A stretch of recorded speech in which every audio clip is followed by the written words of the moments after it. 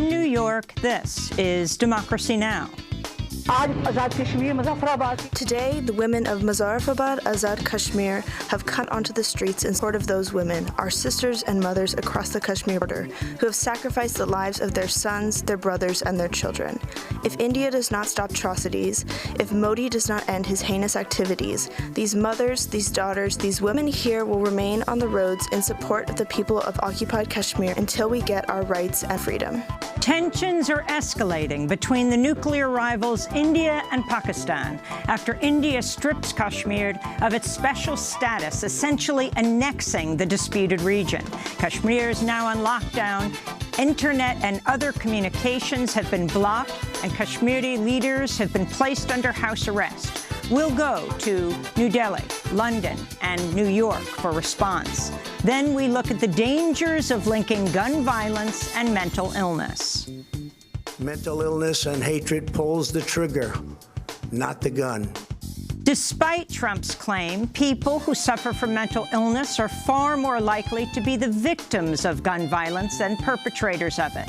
We'll speak with an emergency room doctor who's working with other healthcare professionals to end the epidemic of gun violence. All that and more coming up.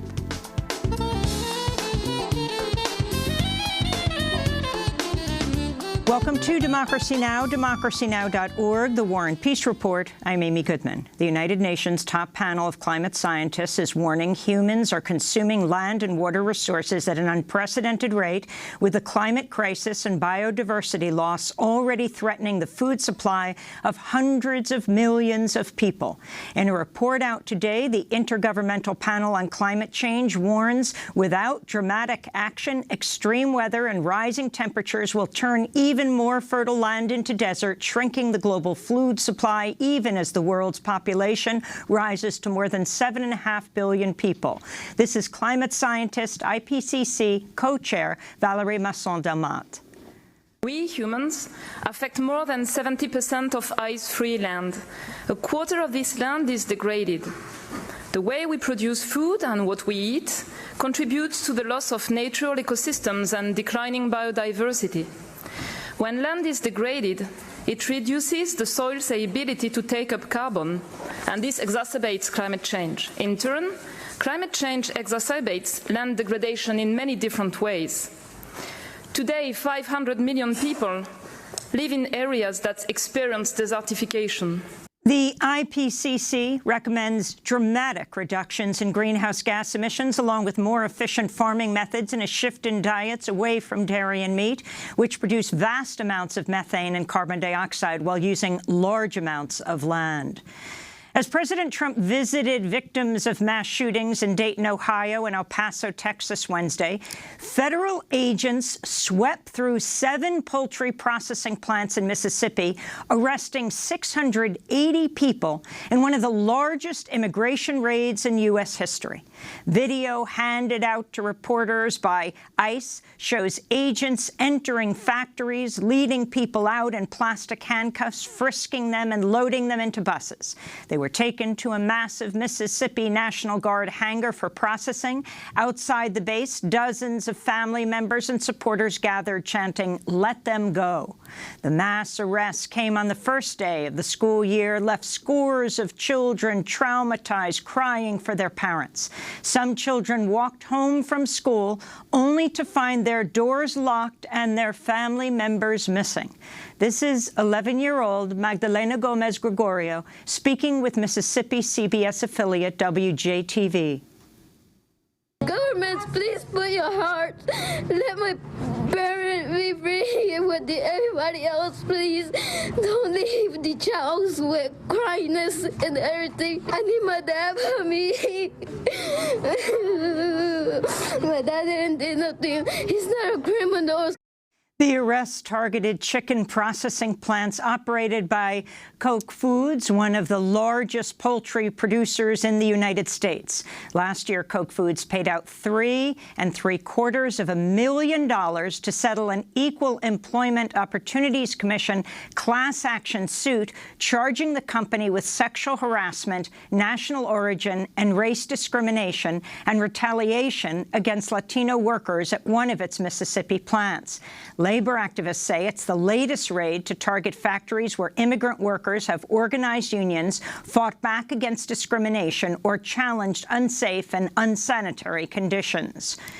President Trump visited Dayton, Ohio, and El Paso, Texas, Wednesday in a politically polarizing trip that followed last weekend's mass shootings that killed a combined 32 people, including the Dayton gunman.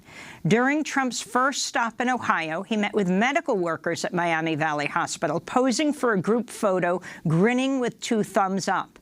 Outside, hundreds of protesters accused Trump of stoking white supremacist violence, chanting, "Do something," and "Hate not welcome here." Later in the day, President Trump and First Lady Melania Trump toured El Paso's University Medical Center, where none of the 8 survivors still receiving treatment agreed to meet with the president. Trump did meet with law enforcement personnel at an El Paso Emergency Operations Center. We had an amazing day. As you know, we left Ohio, and the love, the respect for the office of the presidency, I wish you could have been in there to see it. As Trump arrived in Texas, thousands rallied to protest his racist rhetoric, linking it to a manifesto published by the alleged El Paso gunman, who echoed Trump's language about a, quote, invasion of immigrants. Joining the protests was former Texas Congress member and Democratic presidential hopeful Beto O'Rourke, who represented El Paso until early last year in Congress, early this year, and his successor, Democratic Congressmember Veronica Escobar. We will not stop. We will not stop resisting the hate, resisting the bigotry, resisting the racism. Congressmember Escobar tweeted she had declined Trump's invitation to join him on a tour of El Paso because, quote, "I refuse to be an accessory to his visit. I refuse to join without a dialogue about the pain his racist and hateful words and actions have caused our community and country," unquote. Meanwhile, El Paso police arrested a Trump supporter Wednesday as he sat outside an organizing space for immigrant activists wearing blue latex gloves, brandishing a knife. Organizers with Casa Carmelita say police also recovered a loaded gun, ammunition, and a bag of white powder from the man's truck, which sported a large banner portraying Donald Trump as Rambo and bumper stickers for far-right conspiracy website InfoWars. The man appears to be 21-year-old Thomas Bartram, who was profiled earlier on Wednesday by the Washington Examiner.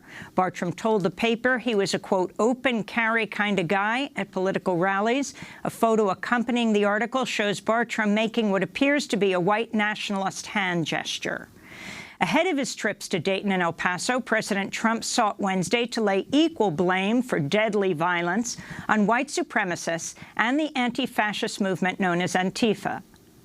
I am concerned about the rise of any group of hate. I don't like it.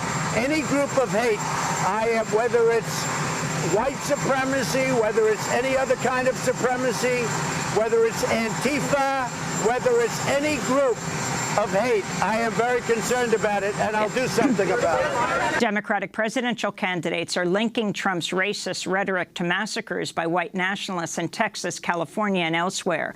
Senator Elizabeth Warren said Wednesday Trump gave white supremacists aid and comfort. Beto O'Rourke said Trump made it very clear that he's a white supremacist. Former Vice President Joe Biden said Trump had aligned himself with the darkest forces in this nation. And New Jersey Senator Cory Booker spoke out during a visit to the Emmanuel AME Church in Charleston, South Carolina, where in 2015 a white nationalist gunman killed 9 African-American worshipers.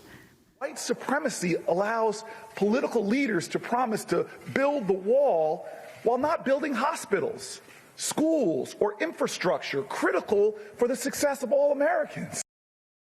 The Poverty Law Center has linked a State Department employee to violent and hateful white nationalist messages posted online under a pseudonym. The SPLC's Hate Watch project found evidence that U.S. Bureau of Energy Resources Foreign Affairs Officer Matthew Q. Gebert and his wife made regular posts glorifying Nazi soldiers, denying the Holocaust, advocating for ethnic cleansing, spreading anti-Semitic and anti-Black conspiracy theories, and glorifying mass murderer Dylann Roof. Gebert Barrett also allegedly hosted well-known members of the white nationalist movement at his home in Virginia. Fox News TV personality Tucker Carlson's under fire for insisting white supremacy is a hoax and, quote, not a real problem in America. Carlson made the remarks on his program Tuesday evening. The whole thing is a lie. If you were to assemble a list, a hierarchy of concerns or problems this country faces, where would white supremacy be on the list? Right up there with Russia, probably. It's actually not a real problem in America. Last month, media campaigners launched a campaign to pressure advertisers to boycott Tucker Carlson's show after he launched a racist attack on Minnesota Congressmember Ilhan Omar. Carlson has previously said immigration makes America poorer, dirtier, and more divided, and in 2006 called Iraqis semi-literate primitive monkeys. Amnesty International has issued a travel warning for visitors to the United States, citing the threat of gun violence. In a statement Wednesday, Amnesty warned travelers to, quote, be extra vigilant at all times and be wary of the ubiquity of firearms among the population.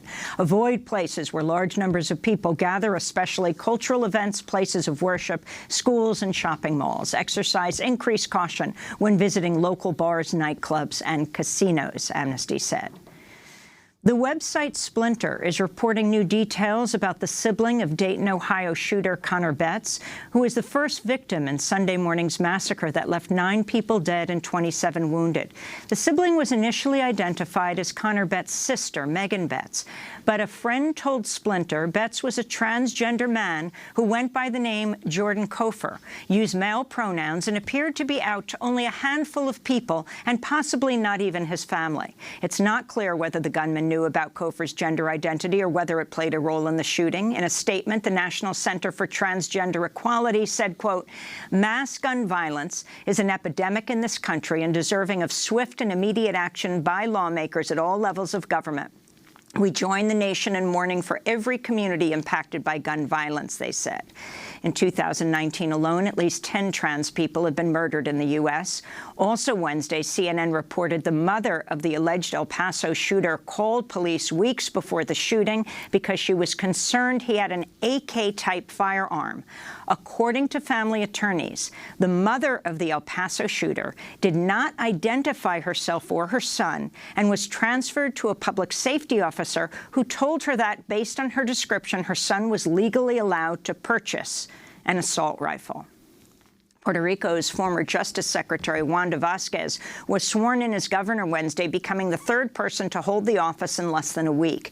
This came just hours after the Puerto Rican Supreme Court overturned the swearing-in of Vazquez's predecessor, Pedro Pierluisi, who had been appointed as Puerto Rico's Secretary of State by disgraced Governor Ricardo Rosselló, who stepped down last Friday amidst weeks of massive protests calling for his ouster.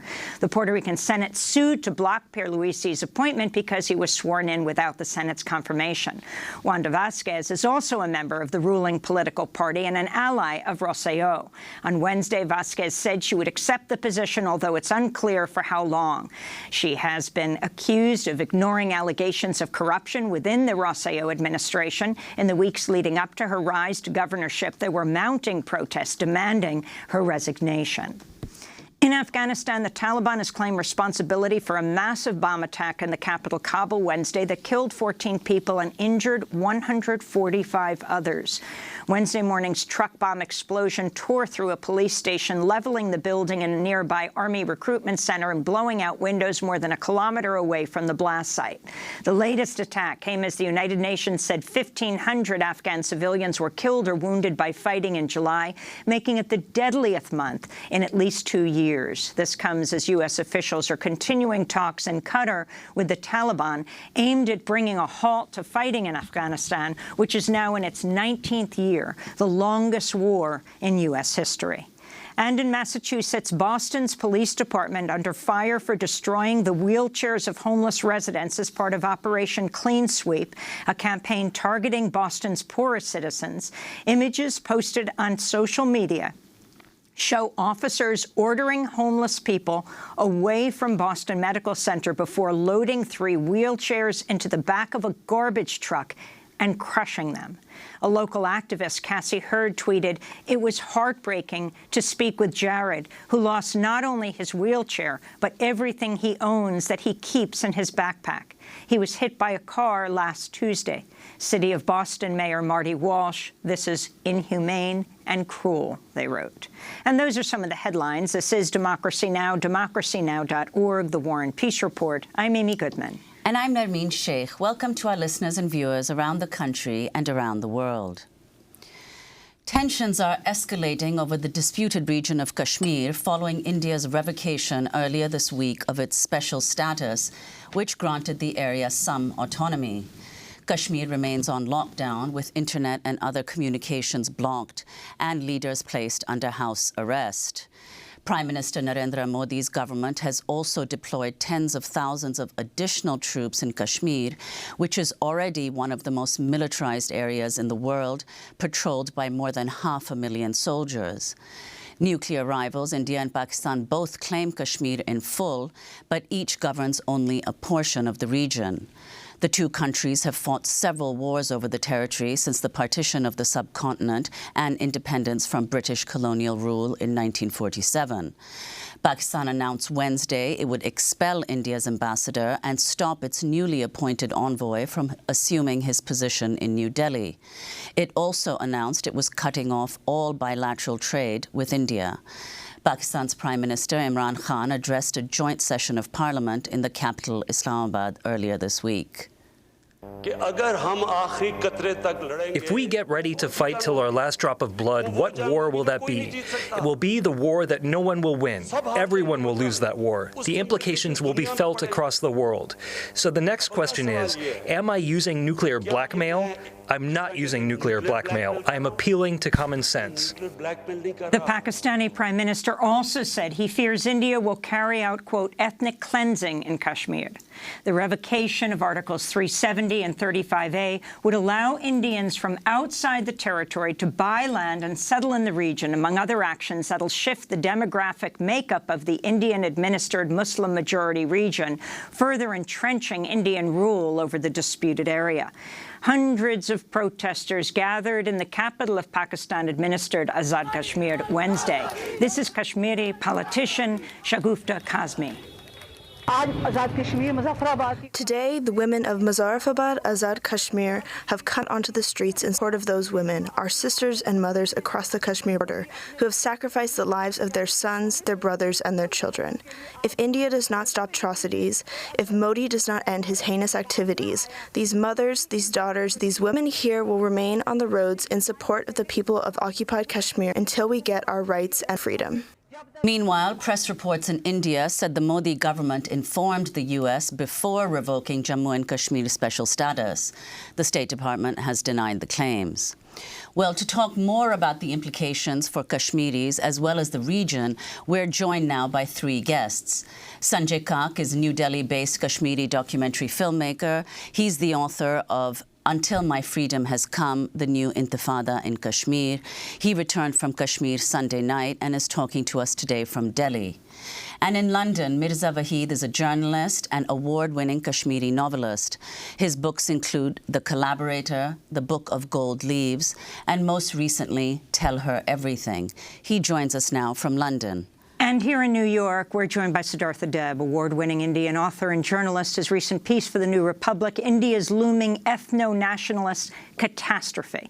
His nonfiction book, The Beautiful and the Damned, A Portrait of the New India, was a finalist for the Orwell Prize and the winner of the PEN Open Award. We welcome you all to Democracy Now! Let's begin in New Delhi with Sanjay Kak. If you can explain, you've just come out of Kashmir. If you can explain to a global audience, many who may not be familiar at all with what's happening in Kashmir, its status, the significance of what has taken place this week. Thank you, Amy. I returned from Srinagar on Sunday evening, and today is the fourth day that all communications have been blocked. So it's almost impossible to figure out what people are feeling, what they're doing, how they are managing, how emergency services are functioning. We do know that everybody in politics there is currently incarcerated. So even the sort of in-between category of political figures is invisible. I think in some senses, the Article 370 and the attendant Article 35A, there are two ways of looking at it. Largely, it had a symbolic connotation because in many ways, historically, since 1956, when it first came into place, it was a kind of a legal, let's say, a link that ensured that Kashmiris had a certain amount of autonomy, legally and constitutionally.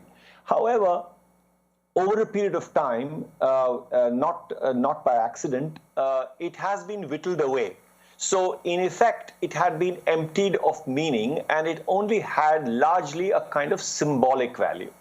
The only thing of any real substantive value that remained was enshrined in Article 35A, which prevented people from non-Kashmiris, non-state subjects as it's called, from buying property in Kashmir. And I think that was significant. So the abrogation of 370 and by implication 35A immediately raises the specter of the flooding of Kashmir with not just capital, but also people from outside of the valley.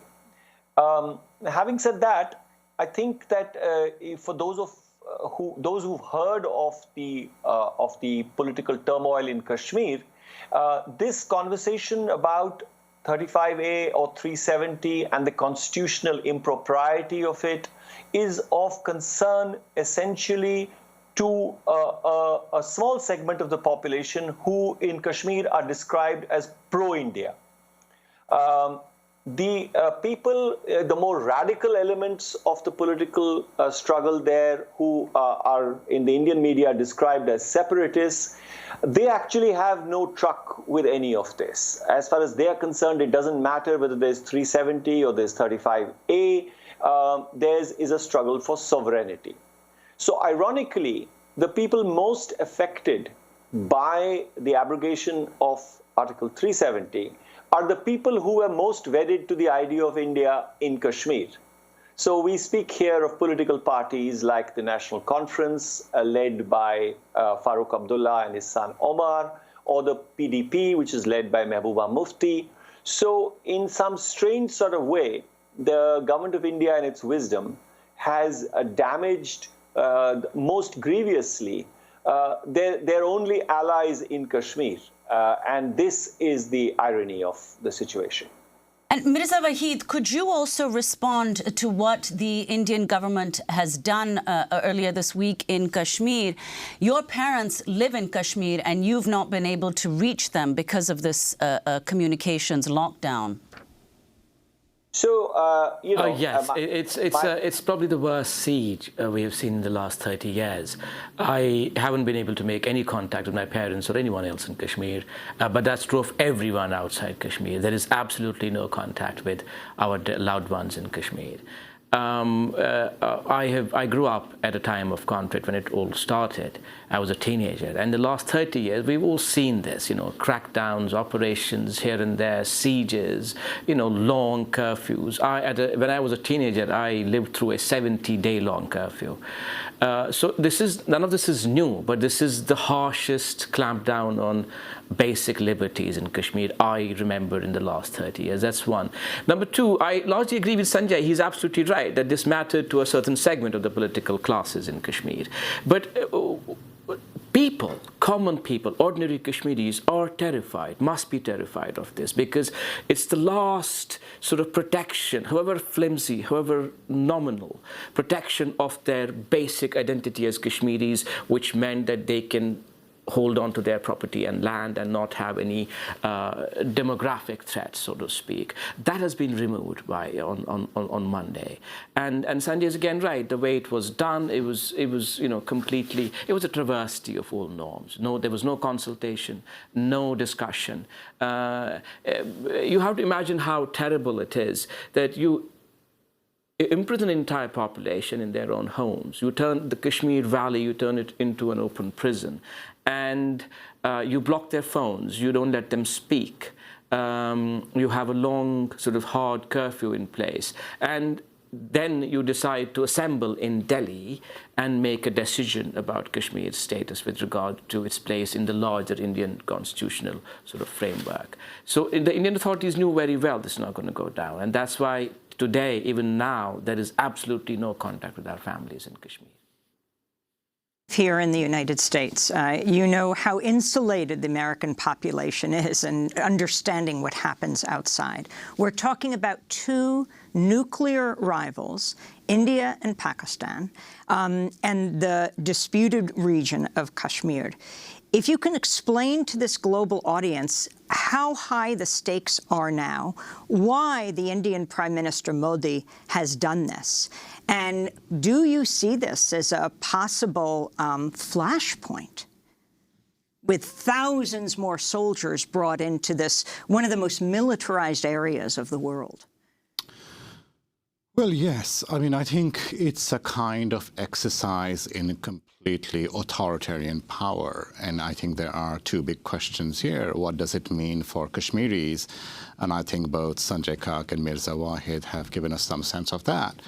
But what it also means for India, in the sense that parliamentary democracy is really a sham. That is what Modi and the BJP are revealing again and again and again. That just by fiat, they can sort of decide on something, on the fate of a large group of people. Now, of course, which groups of people is really important, and it's not accidental. It is the fact that, the target is really Kashmiris and Kashmiri Muslims in particular. This is basically Modi's way of distracting from the large-scale problems that continue to sort of, that continue to plague India under his rule, which includes the economic, that economically India is doing badly. Environmentally, it's a disaster. It is the heart of climate change. The Indian subcontinent is at the heart of climate change. So, with the kind of populations, with the kind of poverty. And there's nothing that's being done about it. And instead, Modi and the BJP are giving the supporters something to feel triumphant about by seeing the Kashmiris basically being turned into prisoners in their own home. And this is a majority Muslim population, the only one in. It is. But it is, and it is obviously for the Hindu right BJP. This is the primary target of hatred. Which is not to say that they don't hate others. They hate all minorities, all dissenters. And I think one of the big questions is not only what does it mean for Kashmir, but that, this could happen in India. Tomorrow, Modi could decide to split another Indian state into two. And, again, this is completely, it's a kind of escalation of the kind of violence. And the Indian state is not benign and democratic and, even without Modi and the BJP. But this is a kind of escalation of violence, an escalation of exercise of power from Delhi, and it's being done with the kind of short-term gains in mind. There is no long-term view. We are talking to Siddhartha Deb here in the United States in New York. Mirza Wahid is a Kashmiri journalist speaking to us from London, and Sanjay Kak, also Kashmiri, speaking to us from New Delhi, India. He has just returned from Kashmir on Sunday night. Stay with us. Repair is the dream of the broken thing, like a message broadcast on an overpass. All my favorite singers couldn't sing. All my favorite singers couldn't sing.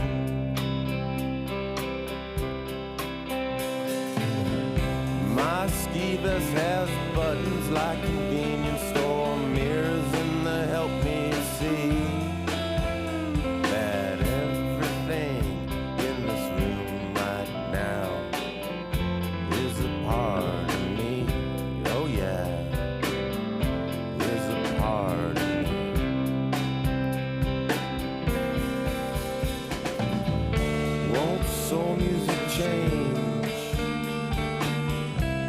that our souls have turned strange. We Are Real by Silver Jews. The band's leader, the poet David Berman, died Wednesday at the age of 52. This is Democracy Now!, democracynow.org, the War and Peace Report. We're talking about the crisis in Kashmir. I'm Amy Goodman with Nermeen Sheikh. The United Nations and the Jammu Kashmir Coalition of Civil Society, an independent civil society organization, released two separate reports this year on human rights violations in the occupied territory. The reports found Indian security forces used excessive force, torture, enforced disappearances, sexual violence, and deployed pellet guns as well as live ammunition against protesters. Pellet guns have led to thousands of people, including children, sustaining serious eye injuries, with many going completely blind. The UN report also documented abuses by armed groups that have been operating in the area for decades. These are only two of the most recent reports on human rights violations in Kashmir. Countless previous inquiries have found similar violations. I want to turn to a Kashmiri student named Asim Abbas who spoke to the BBC Wednesday. He compared Kashmir's situation now after the revocation of Articles 370 and 35A to Palestine. We are going back to the Stone Age. We do not know what's going on in the outside world. We do not know what's going on in other neighborhoods. This will have very dangerous consequences. Just like how Israel is creating settlements in Palestine, the same policy will be applied here too. So, Mirza Wahid, you're a Kashmiri journalist and writer. You grew up in Kashmir, and you're speaking to us now from London. Could you talk about the systematic human rights violations that have been going on in Kashmir for decades, and explain exactly what the revocation of these two articles means for the way in which Kashmir will be governed? And I've been thinking about it, obviously, the last 4 days. And I increasingly begin to see it as the latest betrayal and a stab in the back in a long series of betrayals going back to 47. Because, as we all know, Kashmir was to be sold via a referendum where India and Pakistan were to ask Kashmiris what do they want. And that was not Kashmiris hadn't decided that by themselves. It was a promise made by India's first Prime Minister, Jawaharlal Nehru, to the people of Kashmir, to the India's Parliament, and to at the UN. Subsequently, the referendum promise has never been on it. After 49, Delhi essentially managed Kashmir via client elites, having people friendly to their position in power in Kashmir, mostly by managing elections locally and not allowing Kashmiri people a true voice in their destiny. Now, when the armed insurgency began in 1989, you have to understand it so, because I don't see this as in isolation. This goes back to everything that the Indian state has done in Kashmir. And to Kashmiris, India has always treated Kashmir as a colony. Why do I say that? Because, when you have 70,000 people dead, killed in the last 30 years, you have about 8,000, 9,000 unmarked and mass graves in the mountains of Kashmir, which haven't seen much investigation or conversation around the world. As soon as 2016, India, considers itself the world's largest democracy, and numerically speaking, it is the world's largest democracy. But Kashmiris see it as the world's cruelest democracy. Why do I say that? In 2016, the Indian state responded to protests on the streets of Kashmir by blinding Kashmiri youth on the streets of Kashmir. What do I mean by blinding? They used a Victorian-era gun called the buckshot weapon, buckshot gun, which releases a spray of lead pellets in the air to catch, prey in flight. And it caught all these protesters in their eyes. So about, hundreds and hundreds of people were injured in their eyes, out of which about more than 100 have lost vision for life, either partially or completely. So you have to see this latest sort of siege and the revocation in the larger context of what has happened in Kashmir all these years, which is a story, a tragic story of brutalization of Kashmiri people. And that is that's why I say this move is going to have unimaginable consequences, because Kashmiris will not see this as just a small step by a political party that is undoubtedly pandering to its its right-wing majoritarian Hindu base in India by teaching these ungrateful Kashmiris a lesson, by revoking their whatever nominal autonomy they had within the Indian constitution. They see it as yet another stab in the back. It's this latest revocation is a low blow. It packaged with humiliation of Kashmiris, that not only are we not going to ask you, not only are we not going to let you decide your future, we're also going to snatch away the little bit of autonomy that previous regimes had, promised you. So I really, really worry, and I'm really, really worried about what will happen in the next few days or weeks when, Kashmiris sort of make sense of what has been done to them by essentially an occupying power. Kashmiris have often always seen their region, their lives being governed by an occupying state from Delhi. So that, could you, in your recent piece, you wrote in the New Republic, which is headlined, India's Looming Ethno-Nationalist Catastrophe. In the piece, you write that the Modi and his party are now attempting to engineer a Hindutva version of Lebensraum in Kashmir. So explain what you mean by that, and also respond. The Kashmiri student who we just played earlier said that Kashmir will now effectively be like Israeli-occupied Palestine. Well, I think the Kashmiri student is quite right in the parallel that he's choosing. It's certainly it's something that came to my mind as well. I think there is a great deal of distress within India in terms of agriculture, in terms of livelihood. There are no jobs. There's drought. India sort of, seesaws between drought in large parts of the country and sort of these unpredictable monsoons and floods. And so there is a great deal of, poverty and migration. And I think in part what Modi has tried to do, it's two things. For the poor in India, there has always been this story that has been this fake news produced by the BJP campaigning that Kashmiri Muslims get special privileges. And the very sort of raw example of this would be, a political a street address that I heard in Calcutta in passing many years ago, where the BJP speaker was saying that, Kashmiris get subsidized meat from the Indian government for a price that you won't even be able to buy dog meat in Calcutta. This is clearly directed at the large masses of the Indian poor, that Kashmiris, and this is a set of other groups as well, including Indian Muslims as well, that they get special privileges. It's similar to the welfare queen comment that, Americans make about its black minorities, that, they get special privileges, and it plays on to the same kind of majoritarianism, same kind of sectarian nationalism. So that's one part of it. The other part of it is for the other part of India's BJP support, which is the sort of the more elite, the business crowd. And it is that now you can go into Kashmir and buy land. On social media is filled with Hindu rights supporters of Modi saying, we will now marry Kashmiri women. And you can kind of see the settler, colonial, racist, sexist, sort of the rhetoric at the heart of it. And so the idea is that they can now purchase land in Kashmir and basically turn it into an investment destination. So that's what Modi is doing. And so in that sense, I think there is a sense that, we are going to let more Hindus move into Kashmir.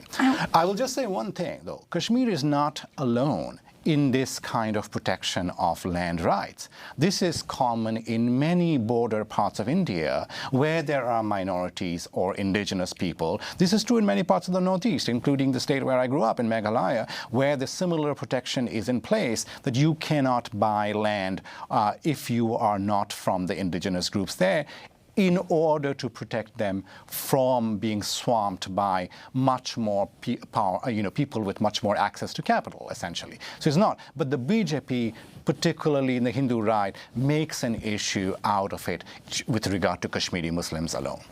Before we get to Imran Khan just having come to the United States and met with Trump, I wanted to go to New Delhi to Sanjay Haq, the Kashmiri filmmaker, documentary filmmaker, just back from Kashmir. If you can talk about the timing of this. In a few days is the Muslim holiday Eid. You have the Prime Minister of India, Modi, who was banned from the United States because of what happened in Gujarat. He was essentially the governor, the chief minister of Gujarat in 2002. A mass slaughter of Muslims there. And what this now means for this majority Muslim area in Kashmir, this happening right before Eid.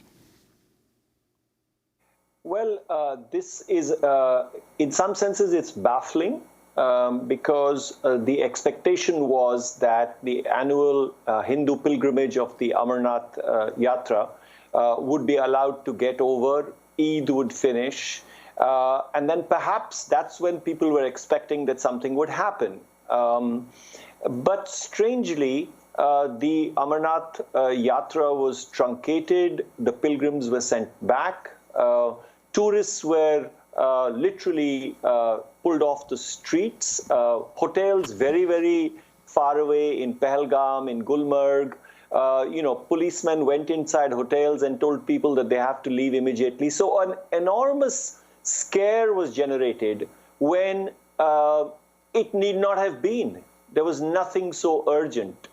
So the question we have to ask is why now? And I think Siddharth pointed in the right direction, which is that the bad news on the economic front was beginning to kind of make its way to the front pages with a series of very senior Indian business figures coming out quite openly and unequivocally about the fact that a downturn in the economy was just around the corner, and not just a downturn, but a spiraling downturn.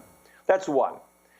Secondly, I think that the series of statements that were emanating or not emanating from Donald Trump about wanting to mediate on Kashmir, which is a reflection of the American haste and urgency to get out of Afghanistan, probably played a part too. So in a sense, the decision to impose this despite the proximity to the festival of Eid, despite the fact that it threw panic into the citizenry of Jammu and Kashmir for no rhyme or reason, I think it has to do with a combination of many factors. But ultimately, I think it has all the characteristics of... Let's go to that meeting in Washington between the Pakistani Prime Minister Imran Khan at the White House with President Trump, who said India had asked him to mediate the conflict in Kashmir. I was with Prime Minister Modi 2 weeks ago, and we talked about this subject. And he actually said, would you like to be a mediator or arbitrator? I said, where? He said, Kashmir, because this has been going on for many, many years. I was surprised at how long it's been going on. 70 years. I think they'd like to see it resolved, and I think you'd like to see it resolved. And if I can help, I would love to be a mediator. It shouldn't be, I mean, it's impossible to believe two incredible countries that are very, very smart, with very smart leadership, can't solve a problem like that. But if you would want me to mediate or arbitrate, I would be willing to do that. Mirza Waheed, can you respond to what President Trump said? I mean, it's been long-standing Indian policy that the issue of Kashmir can only be resolved bilaterally between India and Pakistan. Yeah, that has been at the heart of the dispute, that they have an intransigent over the years. I mean, they always insisted it's a bilateral issue, it's an internal matter, but it is not. I mean, that's not a matter of opinion, that's a matter of fact. Because it can't be an internal matter if you have ended up incarcerating an entire population as we speak. It can't be an internal matter if the instance of torture in Kashmir has not been talked about enough. So if you have a population which is subjected to endemic torture for 30 years, 1 in 6 Kashmiris, 1 out of 6 Kashmiris has faced some kind of torture in their lives. A recent report by MSF established that 49% of the population in Kashmir suffers some form of PTSD. That is unheard of in any part of the world.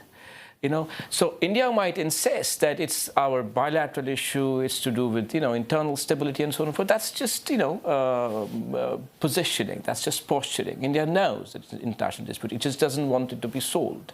And I don't think peace will come to the region, to India, Pakistan, or to Kashmir until they solve Kashmir. This, yes, it's a big setback for the Kashmiri people in that now they have to wage another battle to preserve their basic sense of identity and place in the world. But the dispute is not going to go away. With regard to mediation, yes, if Mr. Trump wants to mediate, now is the time, because you don't want a conflagration in the region, because this is not going to be limited to the Kashmir Valley with regard to the repression and subjugation as we see now.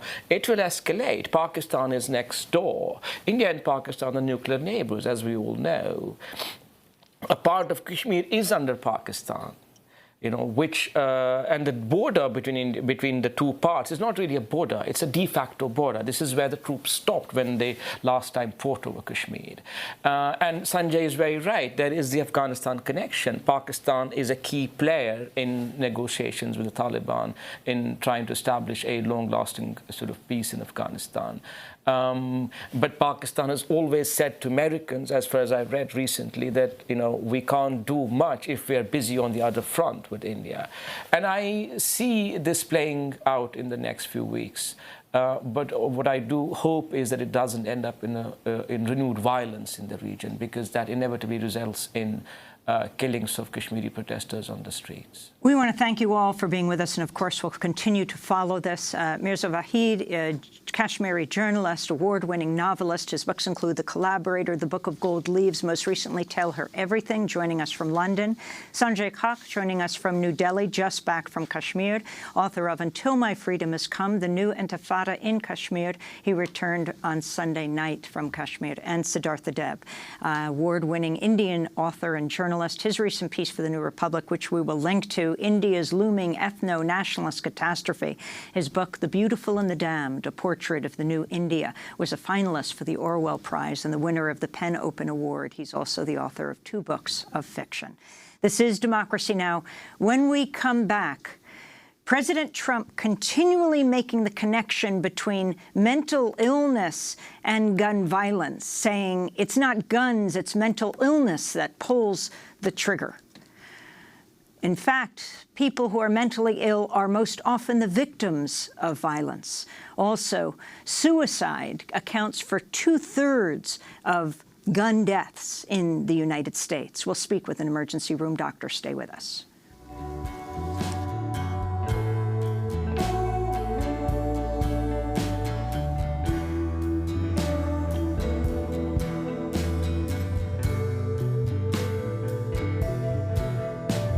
As much as we might like to seize the reel and hit rewind, we're quick in our pursuit of what we're guaranteed to find. And the dying's finally done, and the suffering subsides. All the suffering gets done by the ones we leave behind. All the suffering gets done by the ones we leave behind.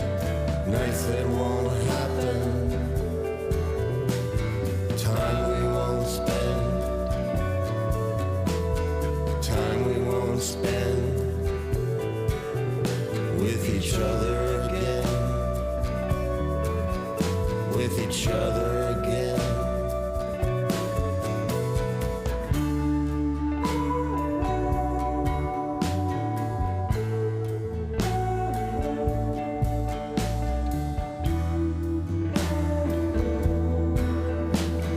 Nights That Won't Happen by Purple Mountains, a new project by the songwriter and poet David Berman, who died Wednesday at the age of 52.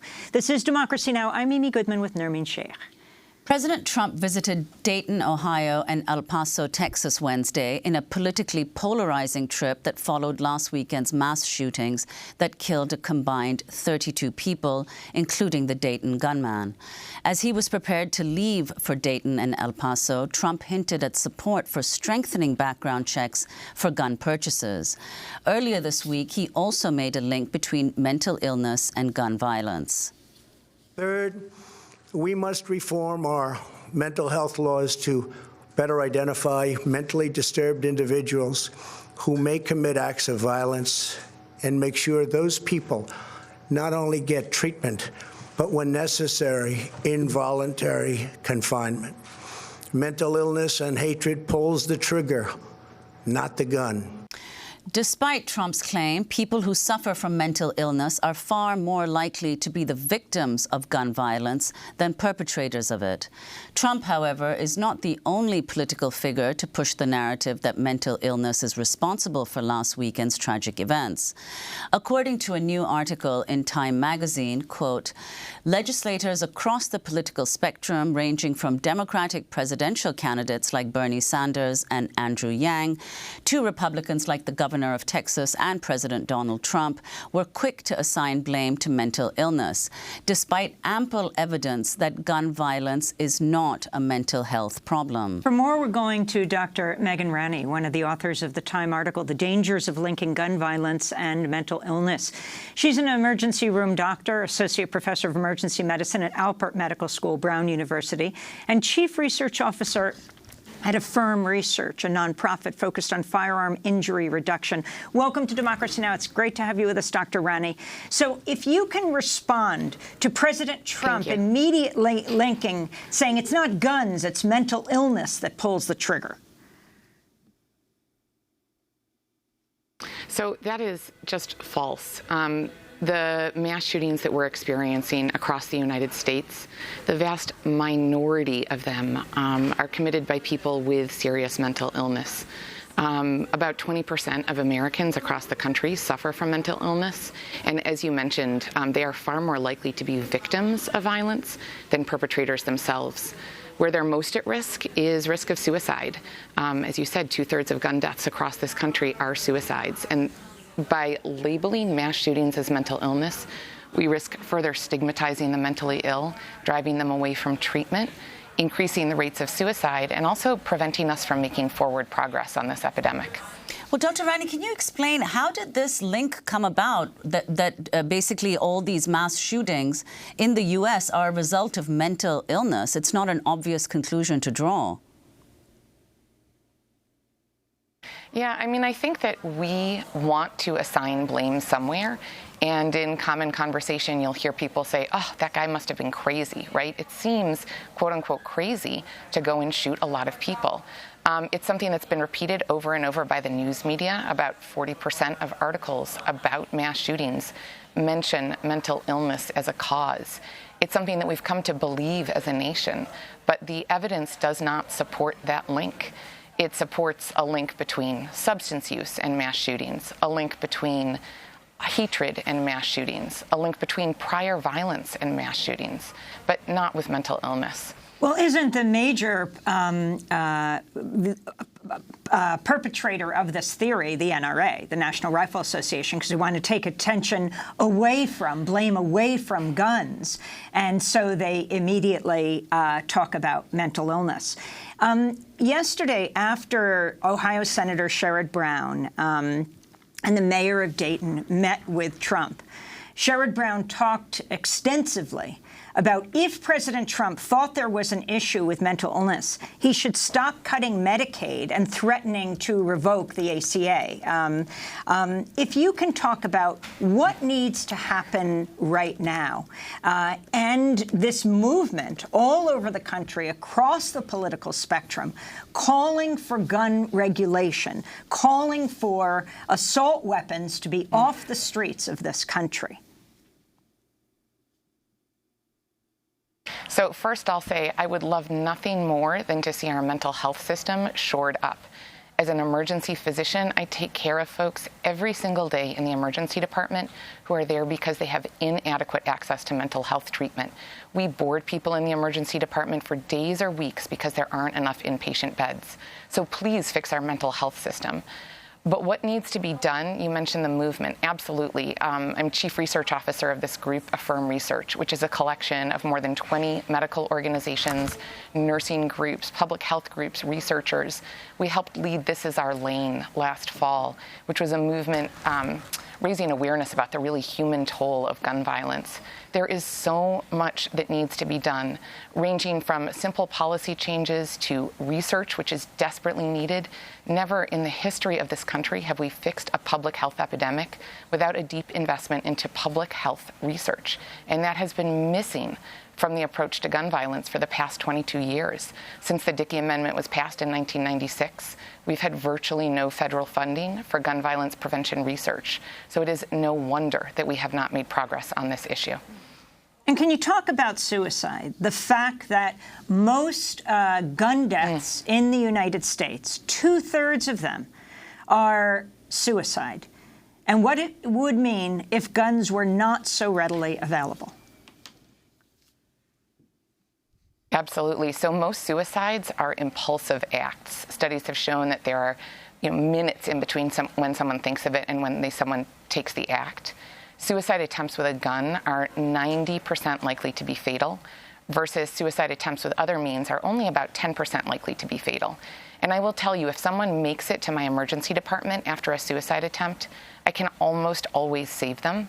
I very rarely see people who've tried to shoot themselves because they die before they make it to my doors.